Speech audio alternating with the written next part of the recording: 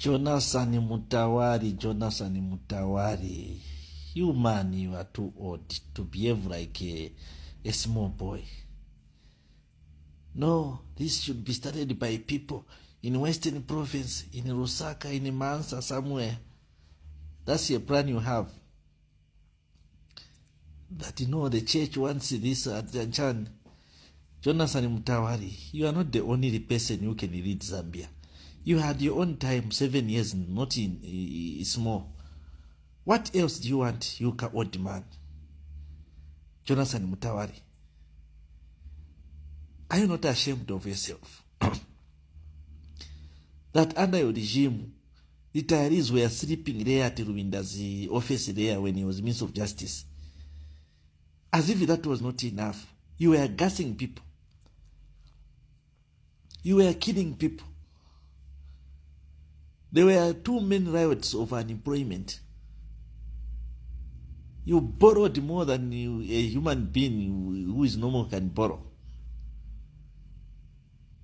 So what else do you want to come and do again?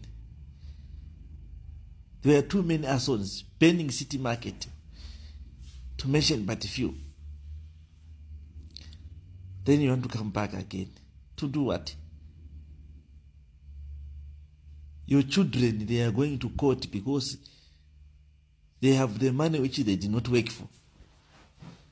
Jonathan Mutawari. You were going in foreign countries, going to go and dance there, hiring expensive planes and the boat cruise in the foreign country. You want to go back to do what? Jonathan Mutawari, better you behave yourself. It's better you behave yourself. That's it. Only you. Do you think you are the only person that can rule Zambia? Sure. There are people who want to say they are suffering under the Upnd government. There are those who want to say, no, we are suffering under President Haga in the HLM. That's what they want to lie to themselves, that no, there are problems now in Zambia. You've been suffering even before now.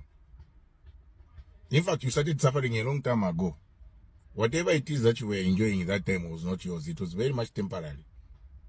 You never used to work hard, but you enjoy. You should ask yourself where that money, easy money, was coming from for you to live a luxury life that you haven't even earned.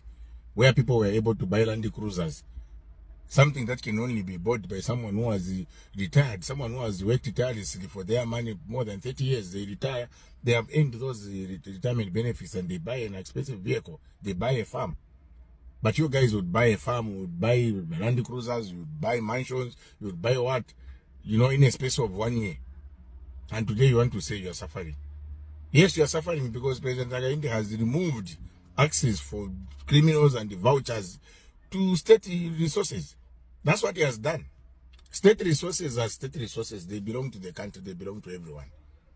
So if you say you think you are suffering, ask yourself this question. What have you done? Look at your background. Which work have you been doing?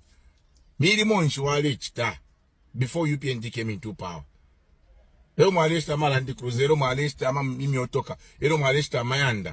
Finish watch today. Finish imbuto for you to have reaped so much in a very short time. Yes, you are suffering because you haven't earned anything. Because you are lazy. That's why the president encourages us to work hard. When you have something, you have to point to say, oh, this I've worked, I did this, I did that job, I did that job genuinely, in a straightforward way. So, the thing about life, if you are living a temporary borrowed life, no wonder they say follow your path. At some point it will be cut off, so that you endure. You'll be taken back to where you belong, so that you go through that process of life. You have to go through that process of life for you to achieve what you have to achieve, genuinely, through hard work. Ask yourself, what have I done in my life? Whatever I had that time, where did it come from? Because anything that you achieve through shortcuts, it will disappear just like it came. If you have a life. So President Upnd has only removed access for vouchers to access government resources, national resources, because ichuma chachaban to charge chuma, you know, it's worth for the country. Ichuma chachalo.